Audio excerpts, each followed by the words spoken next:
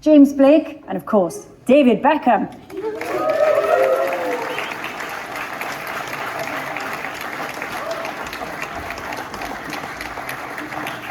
Welcome.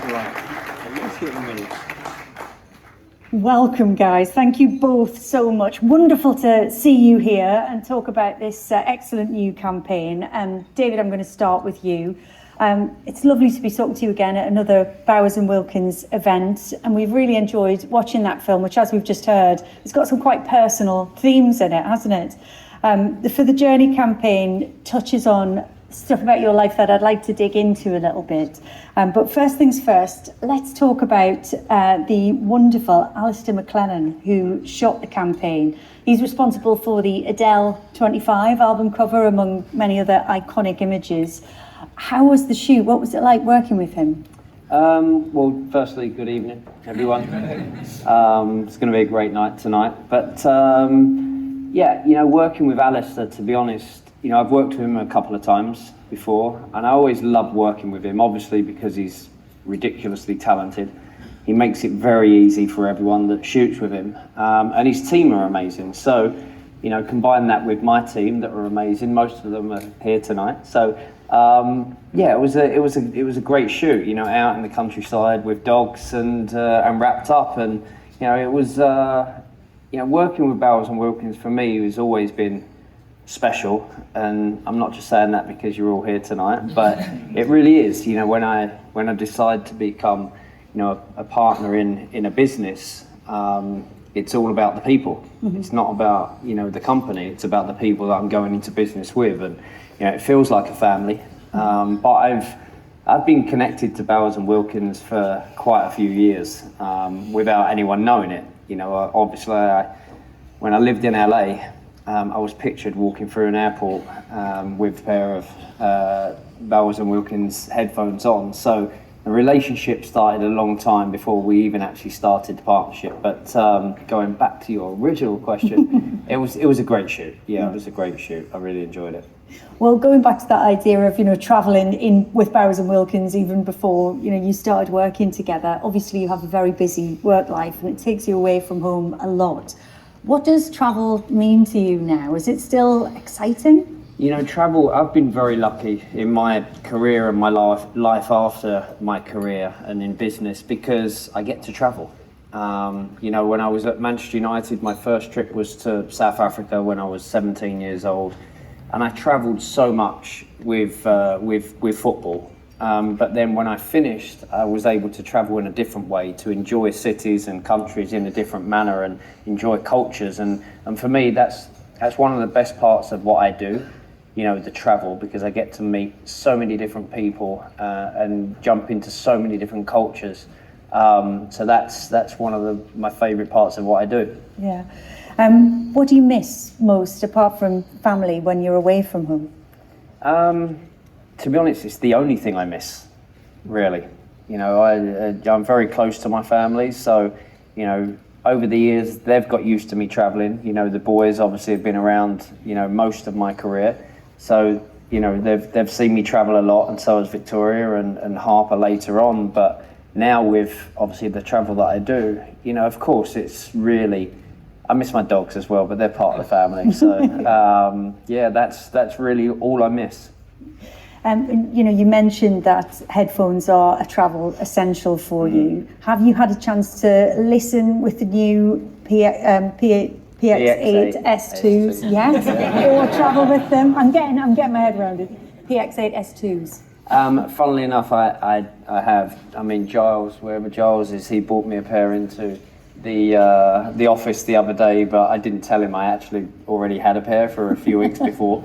So someone in the company had sneaked me a pair, but I've been using them for a good few weeks now, and I always think that they can't get better, and they always do. They can't get more comfortable, and they always do.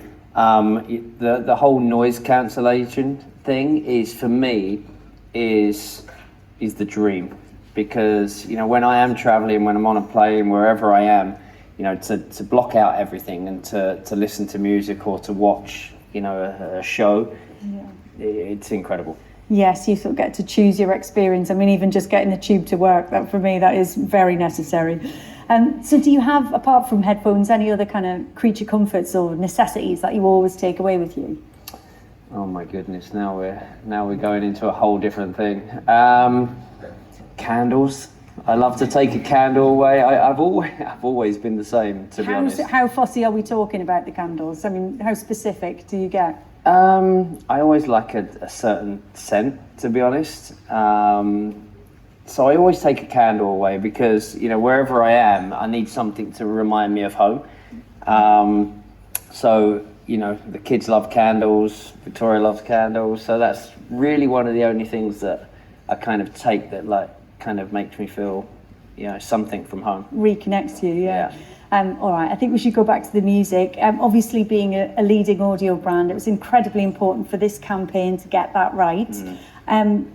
What are your thoughts on James's track, and you know, how do you think it works with the images that we've seen? You know, I was saying to James earlier, and again, I wasn't just saying it because, you know, he's here and he's part of obviously the campaign.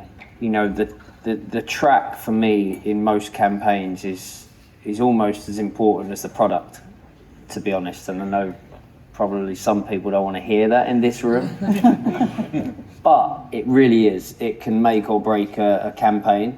And I think when someone said to me, well, we could get James to perform and have, you know, one of his songs in it, I was like, okay, absolutely yes. Because it's not that easy to get these tracks into these spots, and you know, to have James, you know, on this. Also, as a Man United fan, so yeah. Come on. It's not that bad at the moment. But you know, obviously James. Actually, we grew up very. Obviously, I'm a little bit older. But we grew up very close to each other. Yeah. You know, I'm from Leytonstone. He's from Enfield. His dad's from Salford. So, you know, there's something going on. We've both lived in LA. Yeah. So there's a real kind of connection there. But, you know, back to what you said, you know, the track is so important in these campaigns, and I think it makes it. It really does. Yeah, it does sound fantastic. James, thank you for pouring the water. How polite is that? It's such a I just realised no one else was going to do lovely it. I should have done it, but there you go. You're a much better host than me. So, from your point of view, what did you think when you heard about the campaign? Well, firstly, I heard Bowers. The name Bowers came up first because I didn't know what the campaign was going to be, and I'd already worked with Bowers before on something, and I was actually sat with a pair of their speakers in my studio because they gifted them to me after we'd done that campaign. So again, similar, you know, connection, listening to it all the time. And then they told me that David would be in the campaign, and I sort of just went, what the fuck? Obviously in a good way. And then I saw the spot, and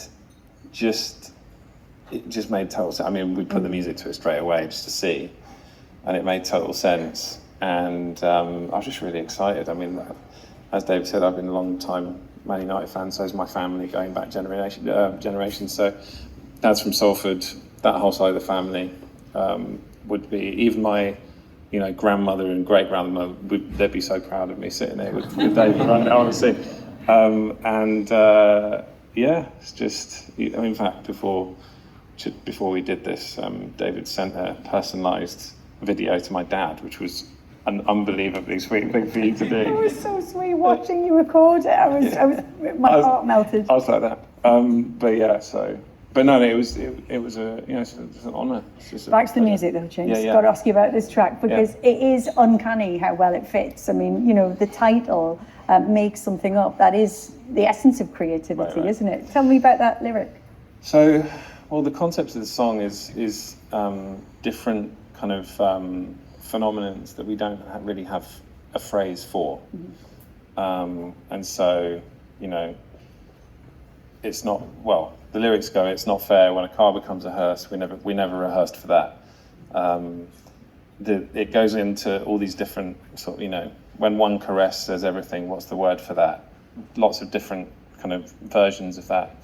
And you know, when I'm stood up on that bridge and the voices compel me, even though I don't want to die. What's the word for that?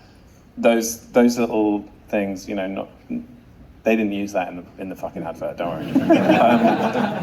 But all of those things kind of give, you know, and then it's like, well, let's make something up. That's essentially the kind of in a bow what the song is, and I think it's a song that sounds like freedom to me, because I wrote it on a guitar which I don't play, and that, I guess, when you're writing on an instrument you don't even play it makes you, in a way, it kind of frees you up to just be yourself. So yeah, to nice. Just play and experiment, right? Yeah. And obviously, you know, this is a new track. Like, what's happening next? Is there going to be an album? Can you give us any teasers?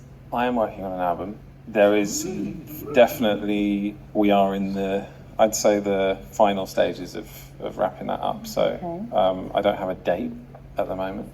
As much as I wish I had a date to give you, I don't. But it's ready, and I'll send you it after the. Yeah. Send it David first, and then me, please. Thank you very much. So obviously your music's always been kind of emotional as well as experimental. Where are you at right now creatively? And you know, it's interesting to see you saying that, you know, you're playing guitar, which isn't your natural instrument. And I think you've got your dad's guitar that you're playing tonight, right? Yeah, my dad's a guitarist, and I said to him, he doesn't really play much anymore, and he has switched to the harmonica, weirdly. And so I said to my dad, I was in Denmark Street trying to buy guitars for today. I was like, Dad, I'm going to play guitar on stage for the first time ever. What do you reckon? What kind of guitar should I buy? And he goes, don't fucking buy a guitar from Denmark Street. I've got 25 guitars at home. And he sent me a bunch of pictures, and I just picked that one out. So yeah, nepotism. Harmonica, though, tough instrument for the rest of the family. I will say that. Yeah, definitely. It's yeah, for my mum, obviously. Your poor mum. Yeah. As David mentioned, you recently moved back to London after a long stint of living in LA. Something, you know, that you've both experienced being over there. Has your journey home influenced the new music that you've been making? Will we hear that in the new record? I mean, I think it's evident in this song, to be honest. This song is I reckon it's a pretty British sounding piece of music. I mean, I think you can be in one place but your heart can be somewhere else. And I think for quite a number of years now, you know, as amazing as America is at the moment, it has been, you know, there's been a homecoming that was planned for a while. So about 2 years ago I moved back. Well, I think I speak for everyone here when I say that we are very excited that you're going to be performing for us later. Will we be hearing new music tonight? You'll be hearing something new today, yes. Did you say today? Tonight, yeah. Tonight. Yes. That's basically what I want to hear. That works. Yes.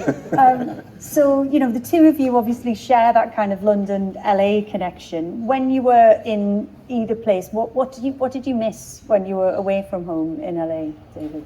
I mean, I always miss London, but you know, I moved out of London when I was 15 years old up to Manchester. And then lived there till 27, and then moved to Madrid, and then moved to LA for 6 years. So I never really came back to London until I was 38 years old, once I finished playing.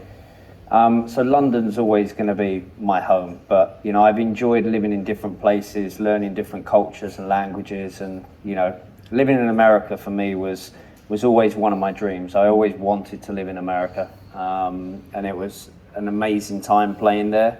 And obviously now, you know, spend a lot of time in Miami as well. So, you know, there's a lot going on there, but I always miss London. And what about you, James? You know, when you were there, what did you miss about home? For a number of years, I didn't miss anything. And then after a while, I started missing the sense of humour. Because I moved out there with English people. So I basically just hung out with English people for about 8 years. No disrespect to Americans, obviously. I've got some great American friends, but they also happen to be very funny people. But they all grew up on 40 Towers, so did I. And that's why I think coming back here, it's like every conversation you have, whether it's with a taxi driver or someone in a shop or somewhere, it's like I think there's a deep, cynical, self-flagellating sense of humour that I just will never grow tired of. Just in LA, they're not going to get the John Cleese silly walk. It just doesn't happen. They don't know what's happening. I did try. And what was the biggest pull in deciding to come back? Do you want the real answer? Yeah.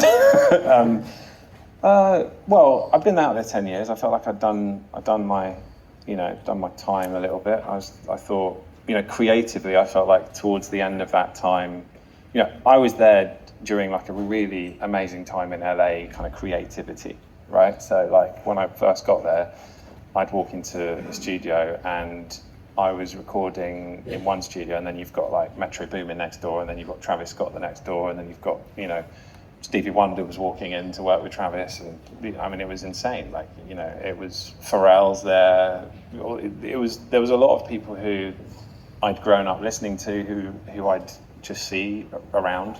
But there was a real feeling of like creative germination in that period.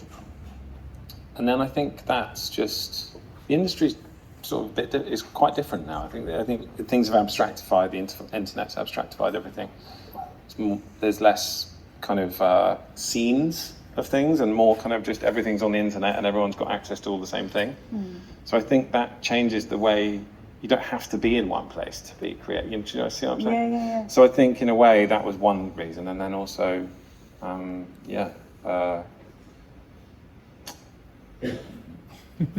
other shit. Let's talk about football, because Manchester...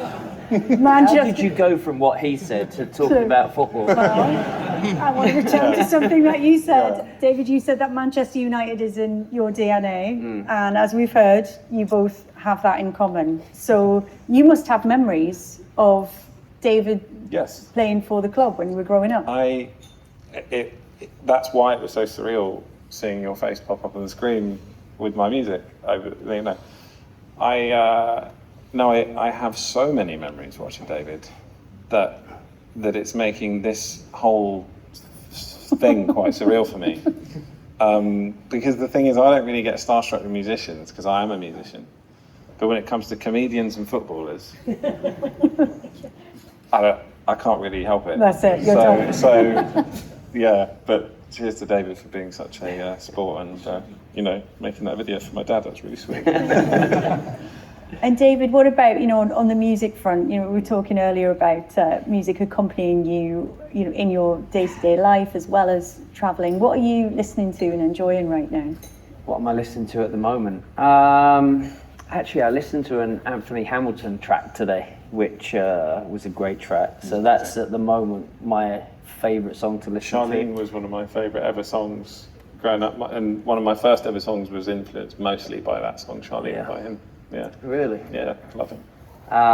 But music has played a big part in our family's life, obviously for a long time. Me, throughout my career, as footballers, we all want to be rock stars, and I think it's vice versa. Yeah. All rock stars want to be footballers. Yeah, absolutely. And do you think there's commonality between the two? Because it's performance, right? Performing on stage. Well, I had the athletic build for it, so I was always... I always thought I could make... Yeah, I thought it was I could make the jump. But it's always been, music's always been a big part of my career. Wherever I've lived, I've always listened to music on the way to games, and when we've won, cups over the years and championships, there's always a song that takes us back there. I was at Oasis this Sunday, and the first time I went to see them was in '95. Was you born then? Was I born? 95. How young do you think I am? You look young, to be fair. I'm 37. Well, you don't look 37. That's good, thank you. But yeah, so 95 was the first time I watched Oasis, and then to see them the other night was just, took me right back to the good times in Manchester, you know, in the 90s, you know, you used to go to Hacienda and places like that, and you'd see, you know, you'd see young Liam and Noel and, you know, all of the incredible bands that were coming through then. It was all in Manchester in the 90s. It was Golden special. time. I mean, what a place to land as a teenager. It must have just Well, been especially being an fantastic. East End boy. Yeah. You know, I never lost the accent, but you know, to live in Manchester around that time, you know, I was very lucky. You know, I was able to live in Manchester around that time, and then when I first moved to Real Madrid, it was obviously the time of the Galacticos, and then when I moved to LA, you know, Kobe was still playing for the Lakers, and you know, to watch all of these great sportsmen play was very special. Fantastic. And James, what about you? What are you listening to right now? And do you when you're working on a record, do you have to pull back from listening to music, other people's music a little bit? I just listen to my own music.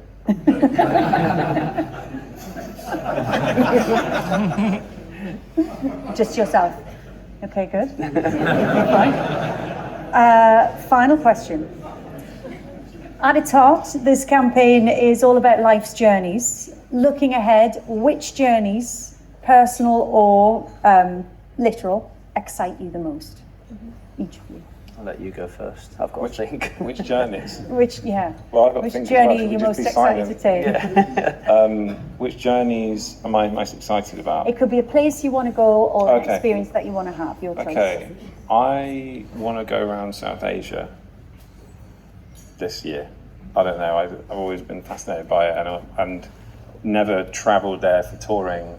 Basically, I want to go to all the places that tour never took me, because, I don't know, I had maybe management who thought we should just tour the same venues in America and England over and over again. But like, there's loads of beautiful places in the world that I've either not been while I've not been working, or not been and actually sucked it up. So that would be my plan. That's a great answer. What about you, David? I have a trip to India coming up in the next couple of months, which I'm really excited about. The synchronicity between you two is crazy. He doesn't know I'm actually booked on the table. I went there for the first time last year and spent some incredible days with a project that we have down there with UNICEF and young girls. It was in a place called Gujarat, which was a special few days. So I'm excited to go back in a couple of months, and that should be fun.